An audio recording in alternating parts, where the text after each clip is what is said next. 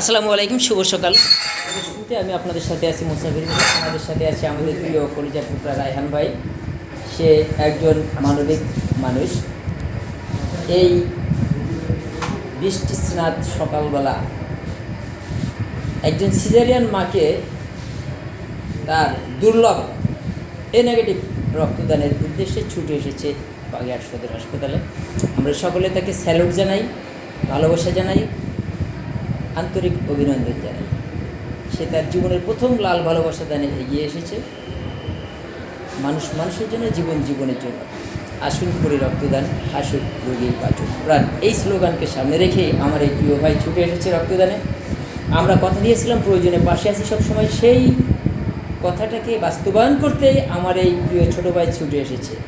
তো ভিডিওটা করা কোনো মডেলিংয়ের জন্য না, ভিডিওটা করা এই জন্য, আজকে যেমন করে রায়হান ভাই ছুটে এসেছে রক্তদানে, আপনিও কালকে আগামীতে এভাবেই ছুটে আসুন। আপনার দেওয়া রক্তেই হয়তো বেঁচে যেতে পারে একজন মানুষের জীবন, সুস্থ সুন্দরভাবে বেঁচে থাকতে পারে এই সুন্দর পৃথিবীতে আরও কিছুদিন। আর আপনি যেটা মনে করছেন আমার রক্ত আমি কেন দেবো, হ্যাঁ, আপনার গায়ে যে ব্লাড সেলগুলো আছে এটা এমনিতেই 90 দিন পর ড্যামেজ হয়ে যায়। সো আপনি এই সেলগুলো ড্যামেজ না করে যদি একজনকে ডোনেট করতে পারেন, তাহলে আপনার দেওয়া রক্তেই যদি আরেকটা মানুষ বেঁচে যায়, ক্ষতি কি?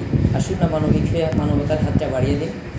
আর আমি একটু এই রায়হান ভাইয়ের ফার্স্ট ডোনেট, তো তার একটু অনুভূতিটা জানতে চাই। ভাই, এই যে প্রথম ব্লাড দিচ্ছেন, কেমন মনে হচ্ছে? খুব ভালো লাগতেছে। একটা নতুন শিশু জন্ম নেবে, তাকে দেখতে পেরে খুবই ভালো লাগতেছে ভাই। আচ্ছা, আপনার এই এক ব্যাগ রক্তের বিনিময়ে হয়তো বা বেঁচে যেতে পারে দুটি প্রাণ, এটা কি আপনি অনুভব করতেছেন যে আপনার এক এক ফোঁটা ব্লাডের প্রত্যেকটা সেল দুটি জীবনের জন্য কতটা গুরুত্বপূর্ণ? জি ভাই, খুবই ভালো। আগামী দিকে আবারও ব্লাড দেওয়ার ইচ্ছা আছে ইনশাআল্লাহ। এই এত মহামূল্যবান দুর্লভ রক্ত কেন দেওয়ার ইচ্ছে জাগে? আমি যদি না দিই তো হবে না ভাই, হবে না। ওকে, ঠিক আছে, ধন্যবাদ। আর এই হাসপাতালে আমি সকল রোগীদের উদ্দেশ্যে একটা কথাই বলবো, আপনারা প্রায়শই আমাদেরকে রোগী ভর্তিতে নিয়ে যেয়ে আমাদেরকে ফোন করেন, ব্লাডের জন্য রিকোয়েস্ট দেন। দয়া করে এই কাজটা করবেন না। একটা বেবি ম্যাচিউরড হতে 9 মাস 10 দিন সময় লাগে। আপনারা বেবিটা কনসিভ করার সাথে সাথে একজন রক্তদাতা অন্তত ম্যানেজ করুন, কিছু টাকা সংগ্রহে রাখুন এবং প্রতিবেশীর সাথে সুসম্পর্ক বজায় রাখুন। আর যে জিনিসটা সেটা হলো, আপনারা অনেক সময় ডোনারের ব্লাড নেওয়া শেষ, ডোনারকে চেনা শেষ, পরবর্তীতে কোনো খোঁজ খবরও আমার ডোনারকে আজ পর্যন্ত কোনো রোগীর লোক নেয় নাই।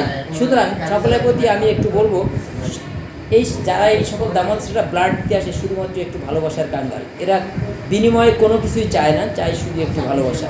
আসুন আমরা এদেরকে ভালোবাসতে শিখি, তাহলে এরাও মানুষকে ভালোবাসতে শিখবে। আর এই রক্ত কোনো ফ্যাক্টরিতে তৈরি হয় না, এটা কোনো প্রসাধনীর দোকানে কিনতে পাওয়া যায় না, এটা সৃষ্টিকর্তার এক মহান দান।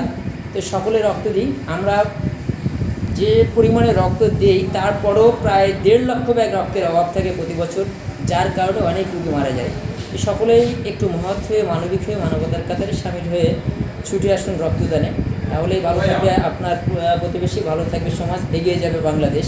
আর যে কথাটা না বললেন নয়, সময় অসময়ে দুঃসময় সব সময় যেই ব্যক্তিটাকে কাছে পাই, যাকে আমরা সবচেয়ে বিরক্ত করি, এই আমার এই প্রিয় দাদা মানিকদা।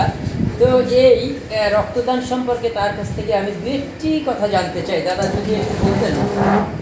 দুই একটা কথা হচ্ছিল, আপনার কথার ভিতরেই কথা, এক ফোঁটা রক্ত যেন রক্ত নয়, একটা নিঃশ্বাস তাজা প্রাণ, জাতি বর্ণ ধর্ম নির্বিশেষে আসুন স্বেচ্ছাকৃত রক্তদান।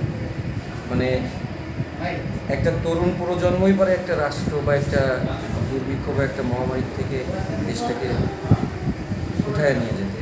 ঠিক সেরকমই এই 18-19 বছরের রায়ান ভাই ছুটে চলে আসছে, ঠিক তারই একাধিক বয়সে, মানে 34 বছরের তামান্নাকে রক্ত দিয়ে ছুটে আসার জন্য।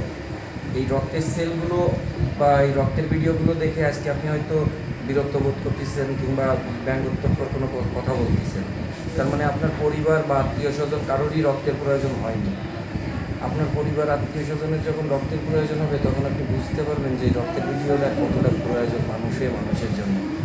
ধন্যবাদ আমি দাদাকে তার এই মহামূল্যবান কথা বলার জন্য। আর আমি এখনই একটু জানাতে চাই রোগীর স্বজন, আপনি এতক্ষণ আগে যখন রক্ত পাচ্ছিলেন না, তখন আপনার কেমন মনে হচ্ছে? খুব খারাপ লাগছিল, খুব। আর এই যে আমাদের এই প্রিয় রায়হান ভাই ছুটে আসছে, এখন আপনার অনুভূতিটা একটু ভালো লাগছে, খুব ভালো লাগছে। এই রক্ত নিতে আপনার সাথে কি কোনো অর্থনৈতিক লেনদেন হয়েছে? না।